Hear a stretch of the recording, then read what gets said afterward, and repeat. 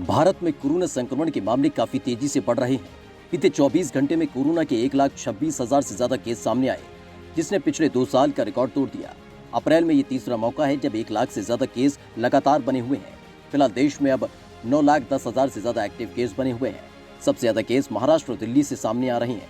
हालांकि राहत की बात यह है कि देश में 10 लाख आबादी पर कोरोना मरीजों और मरने वालों की संख्या दुनिया में सबसे कम बनी हुई है। लेकिन सरकार ने यह आगाह भी किया है कि महामारी की दूसरी लहर को देखते हुए अगले 4 हफ्तों के दौरान देश में स्थिति बेहद नाजुक होगी। इस बीच केंद्रीय स्वास्थ्य सचिव राजेश भूषण ने टीकाकरण के बारे में बताया कि देश में 80 से भी कम दिनों में 8 करोड़ से भी ज्यादा कोरोना की खुराक दी गई।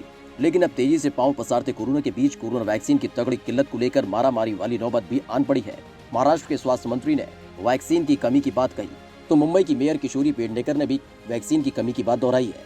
वहीं आंध्र प्रदेश ने केंद्र से 1 करोड़ वैक्सीन डोज की मांग की है। इन सब के बीच आम आदमी पार्टी ने दिल्ली में बीजेपी मुख्यालय के सामने प्रदर्शन करते हुए वैक्सीन के निर्यात पर रोक लगाने की मांग की। 1 साल में भारत ने बनाए रिकॉर्ड, लेकिन वैक्सीनेशन की धीमी है रफ्तार। देश में कोरोना के खिलाफ 16 जनवरी से टीकाकरण अभियान चल रहा है, जिसका फिलहाल 4th फेज चल रहा है। 1 अप्रैल से शुरू हुए चौथे चरण में 45 साल से ऊपर के हर व्यक्ति को कोरोना की वैक्सीन दी जा रही है, लेकिन अभी भी उम्मीद के मुताबिक रफ्तार नहीं पकड़ पा रहा है। करीब 1.5 अरब की आबादी में से अभी केवल 9 करोड़ 2 लाख लोगों को ही कोरोना वायरस की वैक्सीन लगाई जा सकी है। ये वजह है कि देश में इस महामारी से मरने वालों की तादाद भी बढ़ रही है। फिलहाल देश में हर दिन 12 लाख के करीब कोरोना टेस्ट हो रहे हैं। भारत में अभी कोरोना की जांच के लिए केवल एक ही लैब थी, महाराष्ट्र के पुणे में, लेकिन पिछले 1 साल में भारत में 2000 लैब हो गए हैं जहां कोरोना के नमूनों की जांच हो रही है। इस दौरान भारत को अपना स्वदेशी वैक्सीन कोवैक्सीन भी विकसित करने में कामयाबी हासिल हो चुकी है। इसके साथ ही ऑक्सफोर्ड यूनिवर्सिटी और एस्ट्राजेनेका की वैक्सीन कोविशील्ड का उत्पादन भी पुणे स्थित सीरम इंस्टीट्यूट ऑफ इंडिया में हो रहा है। महाराष्ट्र में शुरू हुई वैक्सीन पॉलिटिक्स। देश भर में लगातार बढ़ रहे कोरोना वायरस के मामलों के बीच महाराष्ट्र और केंद्र सरकार के बीच वैक्सीन पॉलिटिक्स जारी है। एक तरफ महाराष्ट्र के स्वास्थ्य मंत्री का कहना है कि राज्य में कोरोना टीके की किल्लत हो गई है, वहीं केंद्रीय स्वास्थ्य मंत्री डॉक्टर हर्षवर्धन ने इन आरोपों को बेबुनियाद और बकवास करार दिया है। हालांकि इन सब के बीच महाराष्ट्र के पनवेल में नगर निगम ने आधिकारिक सूचना जारी कर ये बताया कि वैक्सीन उपलब्ध न होने की वजह से वैक्सीनेशन को रोका जा रहा है। दूसरी तरफ पुणे में भी टीके की कमी के चलते 109 टीकाकरण केंद्रों को बंद कर दिया गया। हालांकि वैक्सीन की कमी के पीछे एक सबसे बड़ी वजह यह भी है कि बीते कुछ दिनों में महाराष्ट्र ने टीकाकरण बढ़ा दिया है। टीके की किल्लत की शिकायत को केंद्रीय स्वास्थ्य मंत्री डॉक्टर हर्षवर्धन ने गैर जिम्मेदाराना बताया। उन्होंने बताया कि ये बयान लोगों का ध्यान बांटने और उनमें दहशत फैलाने के लिए दिया गया। डॉक्टर हर्षवर्धन ने महाराष्ट्र पर इस महामारी को लेकर उसकी विफलताएं ढकने की कोशिश करने का आरोप लगाया। केंद्र सरकार ने चिट्ठी लिखकर यह स्पष्ट किया कि महाराष्ट्र को 1 करोड़ 6,19,190 खुराकें दी गई, जिनमें से 90,53,523 खुराकों की खपत हुई है। इनमें वे टीके भी शामिल हैं जो बर्बाद हो गए।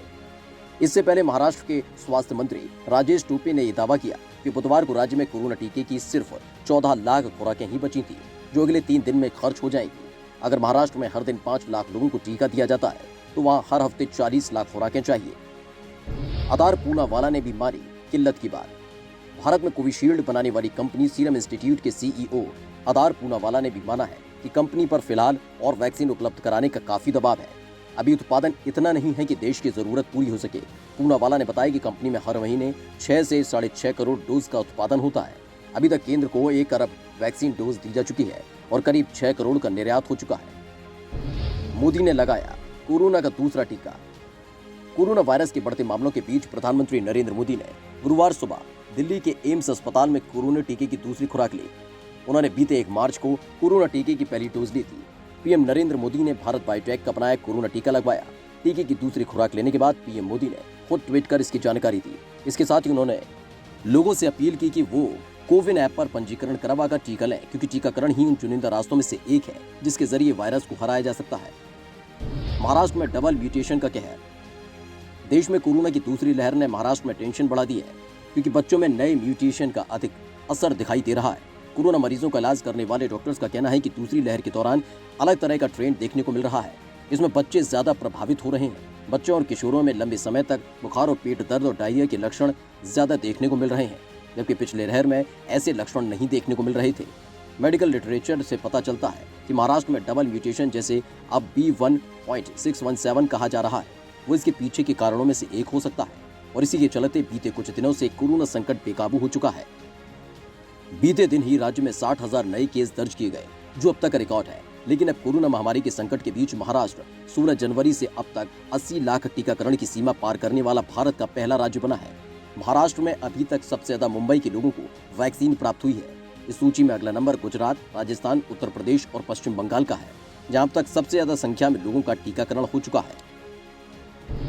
यूपी में कोरोना पर हाईकोर्ट भी अलर्ट। उत्तर प्रदेश में कोरोना वायरस के मामलों में हो रही लगातार वृद्धि को देखते हुए इलाहाबाद हाईकोर्ट ने राज्य सरकार से रात का कर्फ्यू लगाने पर विचार करने को कहा।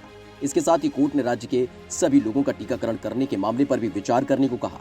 कोर्ट ने राज्य सरकार को यह भी निर्देश दिया है कि वो सुनिश्चित करे कि आगामी पंचायत चुनावों के लिए नामांकन प्रक्रिया और चुनाव प्रचार के दौरान कोविड प्रोटोकॉल का पालन हो।